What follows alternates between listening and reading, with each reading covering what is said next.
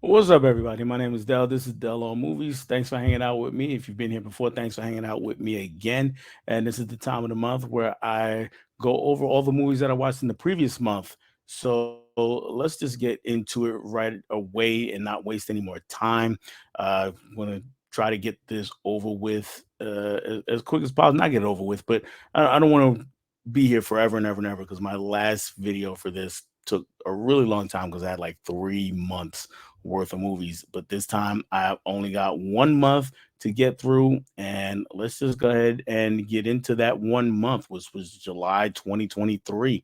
And things started off with uh, down here with The Blackening.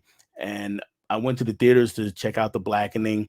As you can see, I gave it 3.5 stars right here.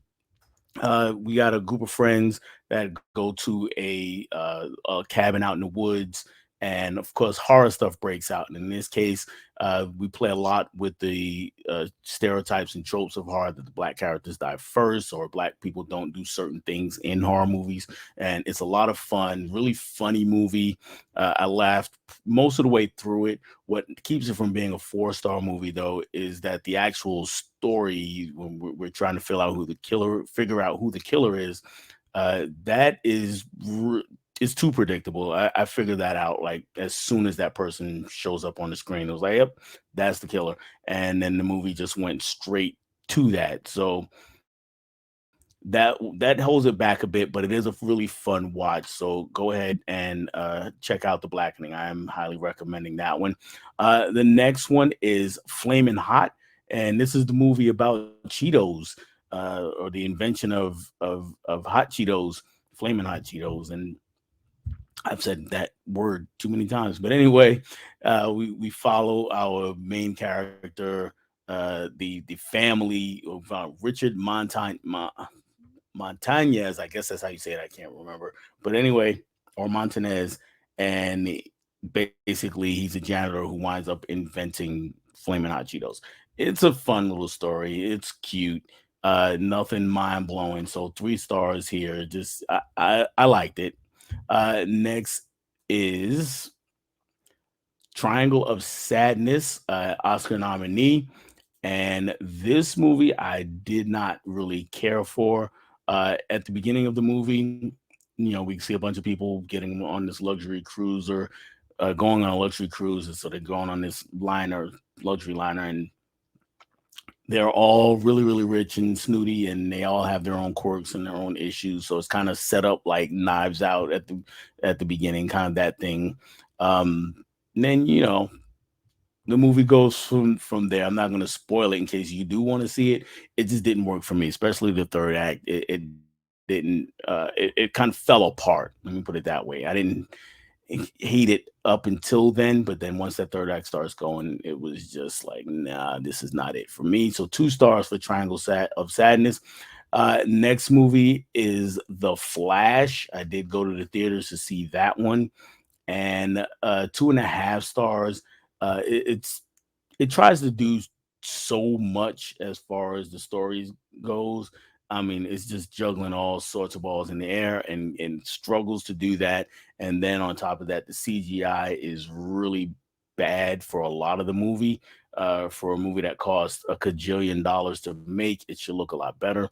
And for whatever reason, DC just cannot figure out how to make Flash look when he's running. In this movie, he's got this kind of swimming motion almost. He's doing this when he's running, and it just looks weird.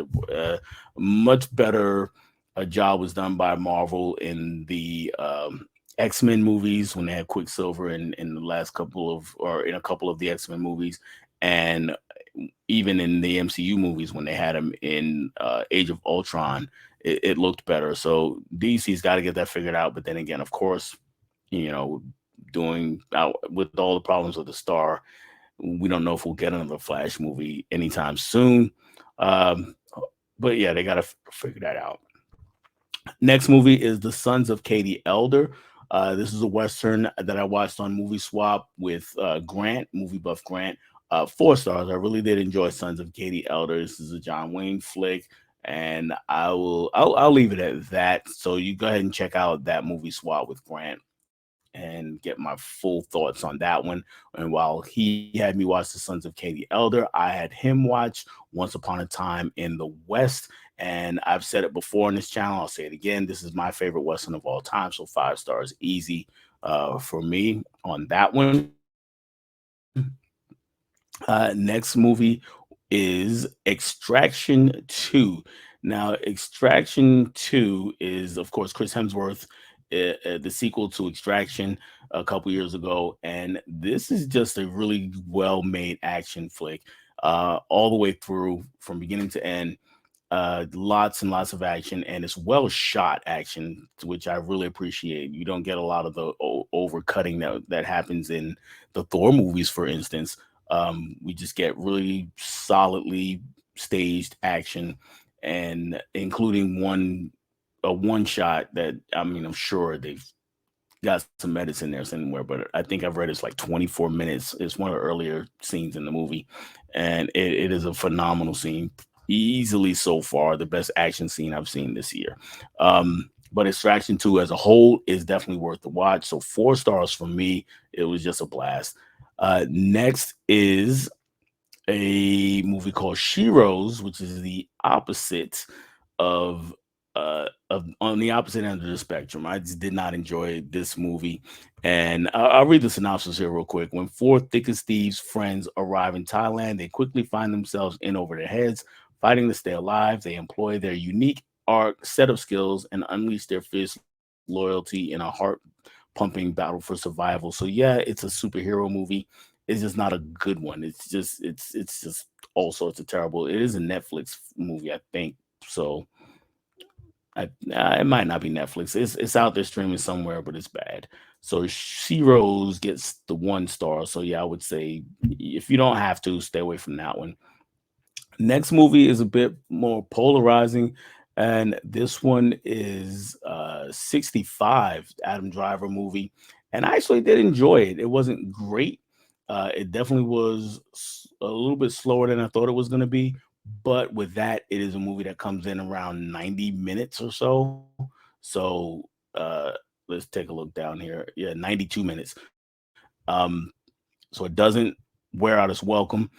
There are not as many dinosaurs as people thought there were going to be, and that's part of the reason why it flopped, at least in my opinion. At the box office, people just, you saw the trailer and they thought they were getting Jurassic Park 7, and it wasn't that.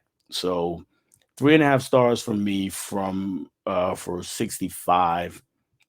Next movie is, oh, Extraction 2 again.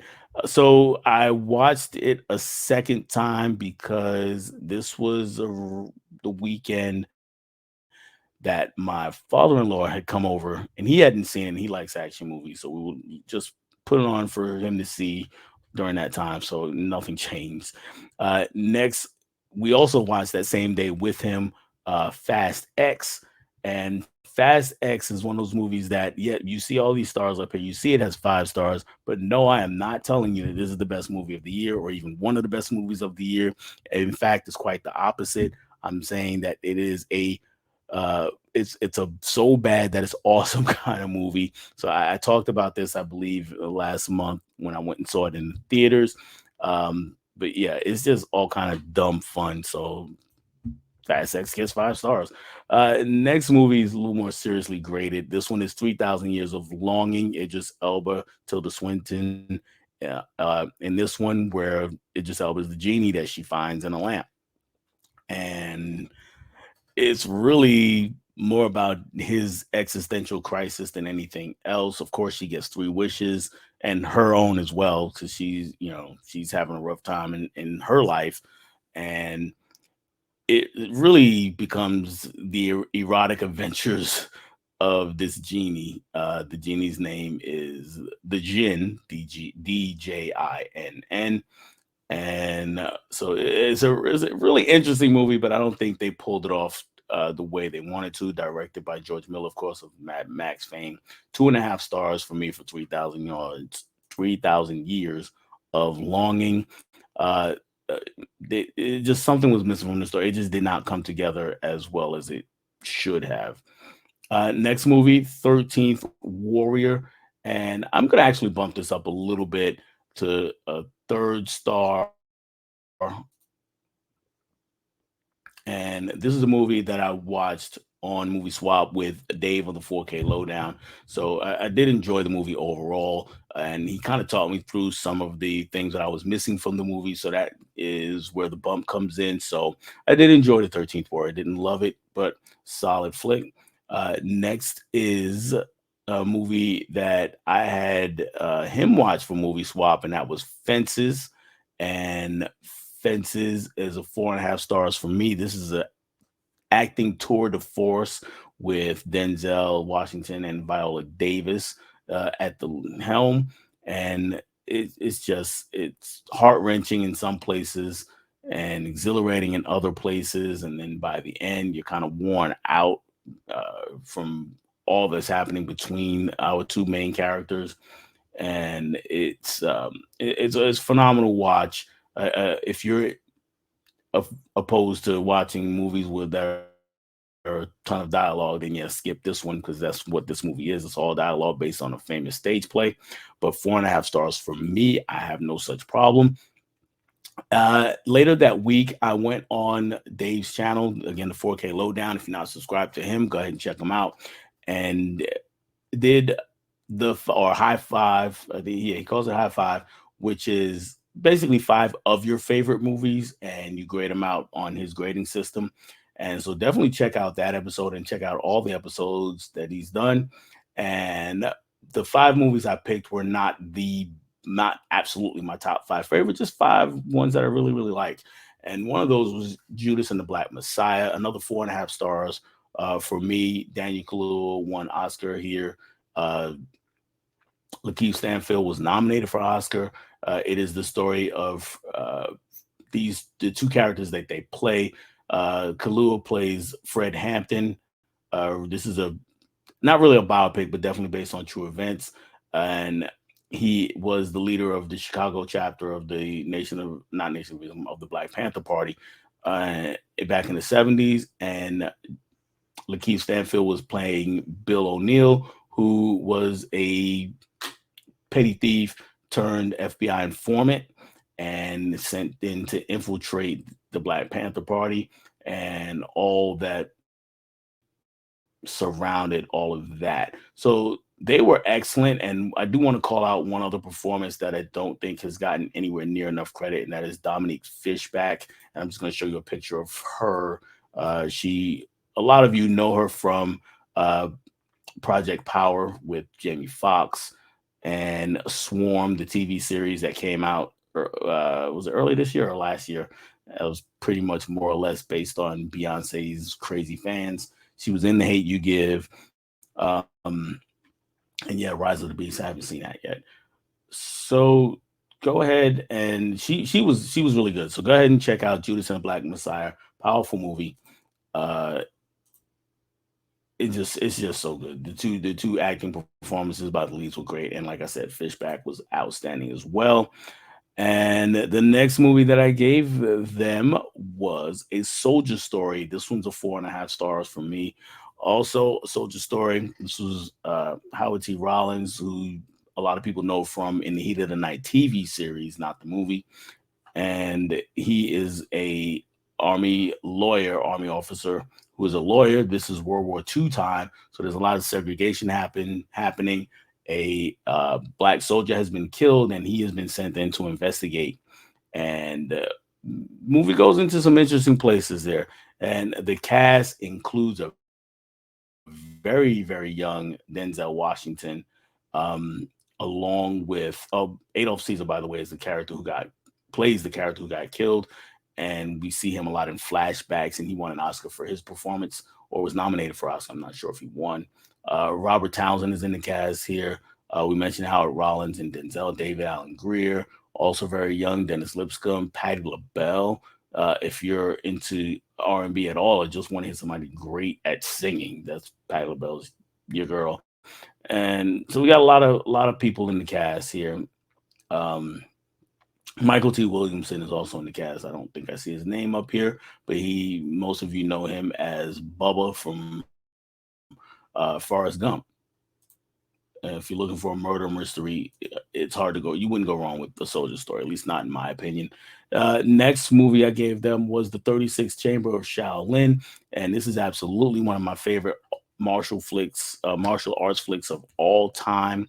Uh, Gordon Liu is the main character, and he is out to avenge his parents' death. But to do so, he's got to learn how to fight, and he goes to the Shaolin Temple and goes through the rigorous training there. And this movie is mostly that. And yeah, 5 stars for me from 36 Chamber Shaolin. I just love that movie. All right. Next is the last movie that I gave them, and that is The Wiz. And this is the basically a black remake of The Wizard of Oz. Diana Ross stars as Dorothy, and Nipsey Russell is the Tin Man, and Michael Jackson is Scarecrow. So if you haven't seen Michael Jackson in a movie and you want to see what that would be like, check out The Wiz. It's a ton of fun. Colors everywhere. It is absolutely a musical. So if you're not into musicals, skip it. But if you can handle them, definitely ease on down the road and go check out The Wiz. 4 stars from me for that movie. It's one I grew up on.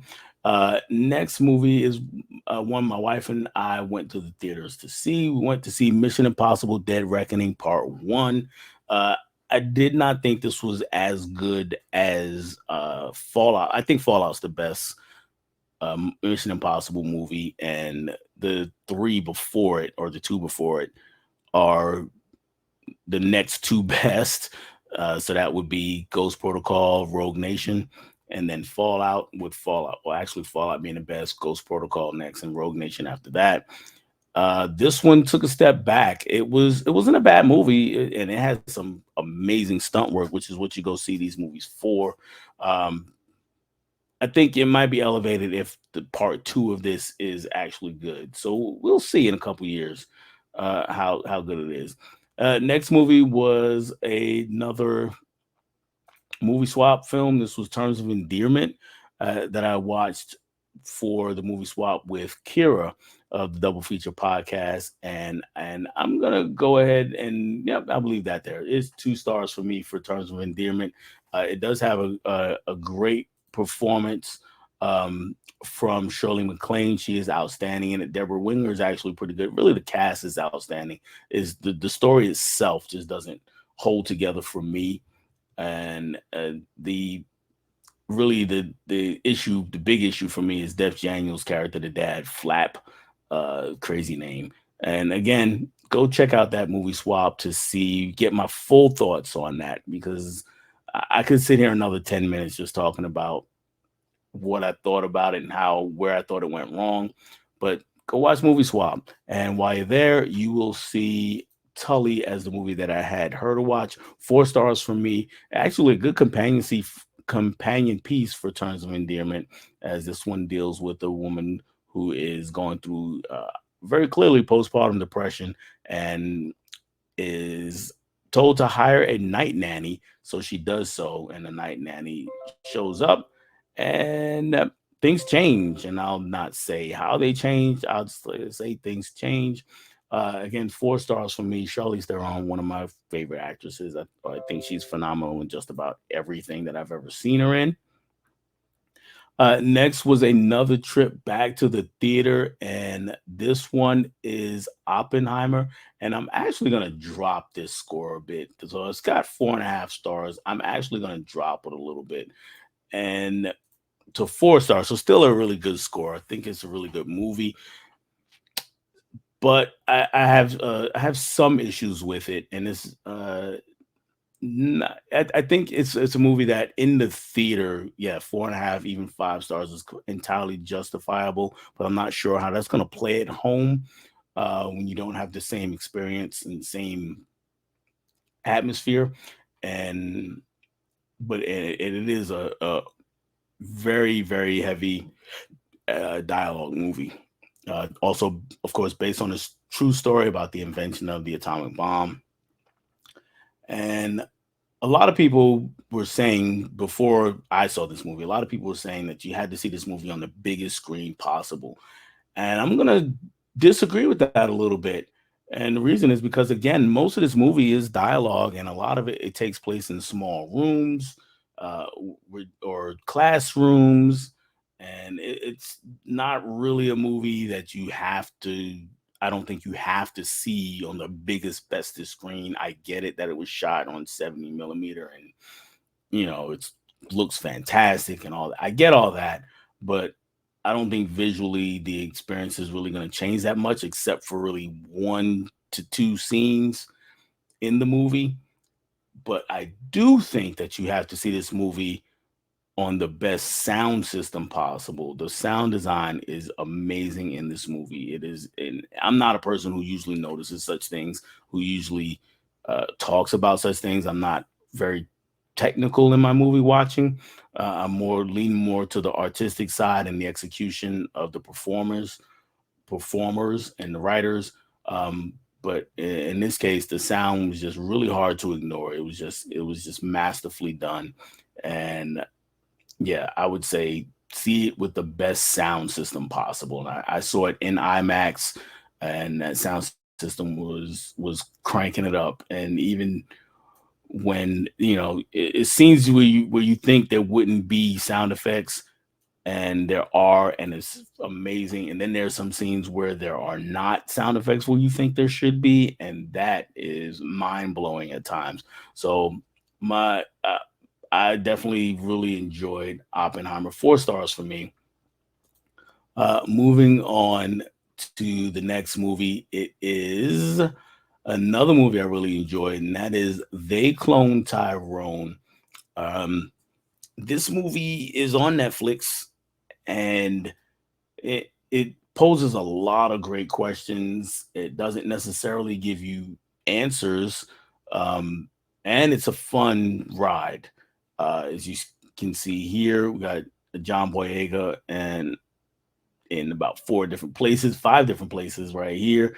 And then, of course, you got Tiana Paris and Jamie Foxx, who also star in the movie. And yeah, right at the beginning, you know, John Boyega dies, and I say that like a question mark. So he dies, and then so we think he comes back, and it turns out that there's some cloning going on, and these 3 individuals are trying to get to the bottom of it. And it again, it poses lots of great questions, lots of things that we can debate. Not necessarily gives us answers, which is okay, because that's what art should do. Art does not have to answer all your questions. It has to make you think about trying to find the answer to those questions yourself. And it is one of my favorite movies of the year so far. So They Clone Tyrone gets a big thumbs up from me. Definitely go check it out. Next movie is another movie swap deal, Sliding Doors. Caveman or guy uh, had me watch Sliding Doors, and I did like this movie. 3 stars. I'm gonna go ahead and even bump it up to a 3.5. The premise is what really elevates this movie.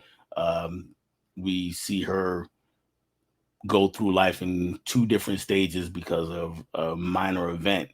And I know what, I'm going to stop talking here. Go ahead and check out that movie swap with Guy. 3.5 stars from me on Sliding Doors. Also had, well, sorry, he also had me watch, because a guy had me watch that one. He had me watch, where are we? There we go. Nope, I take that back. I didn't get there yet. So I watched Dungeons and Dragons: Honor Among Thieves, and again, just a blast. It was fun. 3.5 stars, which is a solid 7. It's just fun. It was nothing amazing, nothing that uh, I was blown away by, and it was definitely not anything that I hated. So it's just really fun movie that they'll probably make too many of. So 3.5 stars for that. Next is Guardians of the Galaxy Volume 3.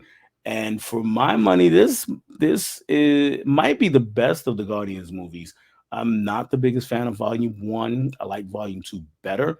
and I think this might be better than Volume Two and a nice conclusion to their trilogy within the MCU. At least I hope it is. I mean, or if we do get another Guardians, that'll be different Guardians. So we'll see how that plays out. So again, 4 stars for Guardians for me. My favorite of the bunch.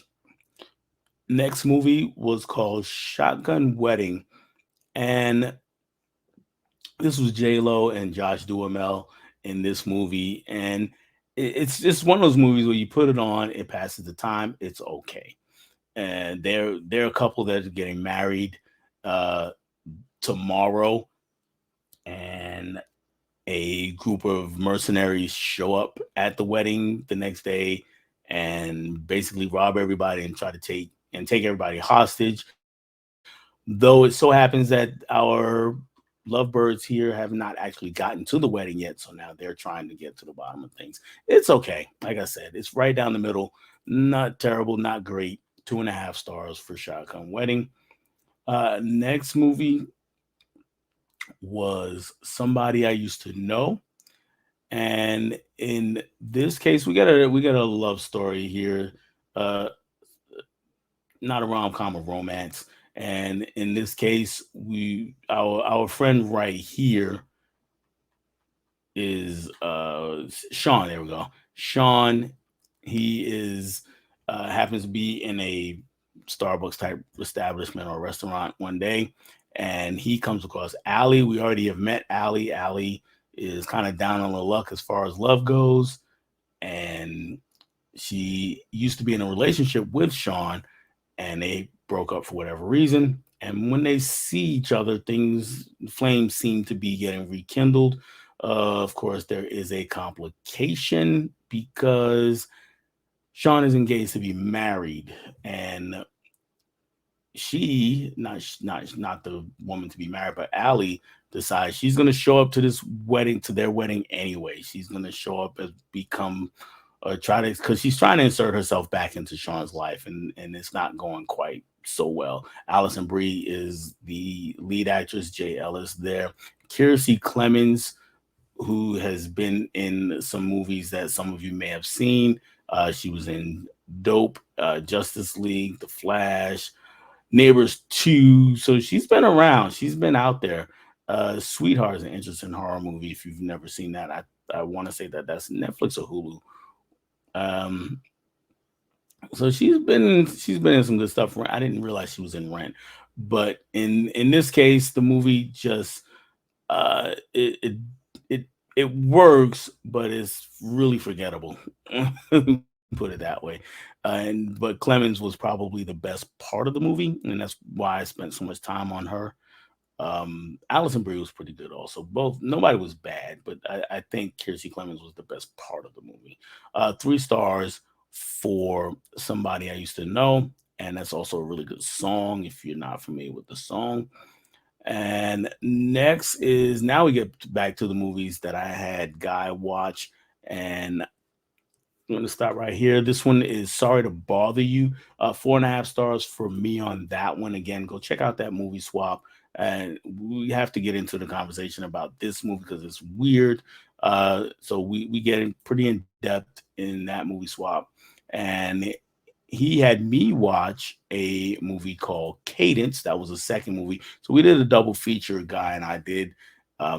He had me watch 2 movies. I had him watch 2 movies. Cadence was the one that did not jive with me at all. And this one I do want to go into. I do want you to watch the movie swap, but I do want to go into this one a little bit. Um, in the movie, Charlie Sheen's character is just he's in jail. He violated some army rules, and he's there for 90 days. So he's going to be there for 90 days. When he gets there, we got a crazy sergeant that runs the place, played by Martin Sheen, and then we got a group of misfits that are in the prison, led by Lawrence Fishburne, and back when he was still going by Larry, even. And it's one of those movies where it's supposed to be, supposed to show how great whites and blacks can get along, and That's okay. That's not an issue in and of itself. It's just the way the movie goes about doing things, and it felt like by the end of the movie, and I'm not trying to spoil it here, but by the end of the movie, it just felt like it was really a just saying a personification, if you would, or an exemplification of white privilege, and because we get some things happen in the movie, and it's like, okay, yeah, we know this is what happened, but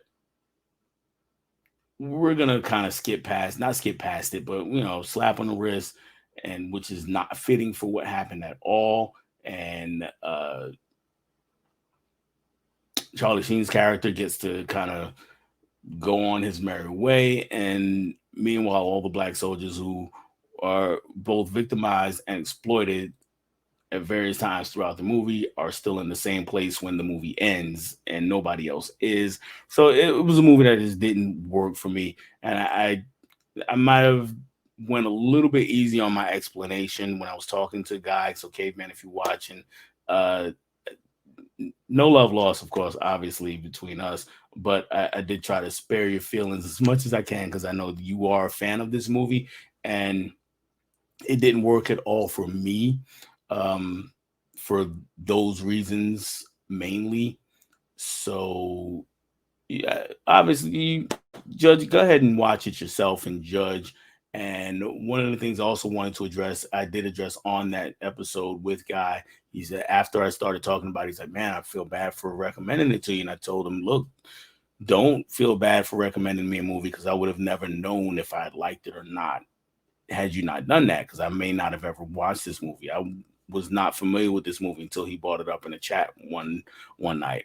So I'm actually grateful for the chance to have seen the movie, even if I didn't like the movie. So that's enough about Cadence. Let's go on to another movie that I liked a little bit more, and that is a movie called Cinnamon.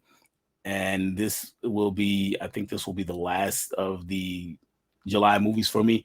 Cinnamon, as you see here, I give it 3.5 stars. It was a movie I was not expecting. I had no idea what this movie was. It's another one of those where my daughter's sitting here watching a movie and she puts it on. I was like, okay, so I'll check this out. And it is wild. It's a wild movie. We got a girl who works in a gas station. She is played by this young lady, uh, Haley Kilgore. If you were, she was in Respect, but if you're a fan of the Power series on Stars, she is in Raising Cain, I think is when she's in. And she works at a gas station, and at the beginning of the movie, it's robbed, and somebody gets killed, and it turns out that the gas station is owned by some really shady people. So they, instead of the cops, or they more than the cops, come down to find out what's happening, and then we're just kind of sent into a spiral throughout the rest of the movie. And I thought they did well with it. So 3.5 stars for me. And I want to say that that was a Hulu movie, but it might not have been. But check out Cinnamon. And let me double check to make sure that that is it. There was one more movie that I did not. Yeah, that was it that I had Guy watched, but I actually watched it the day of our stream, which was August 1st. So you have to wait till next month to figure out what I thought about that movie. And you might have saw it actually when I just scrolled up a bit.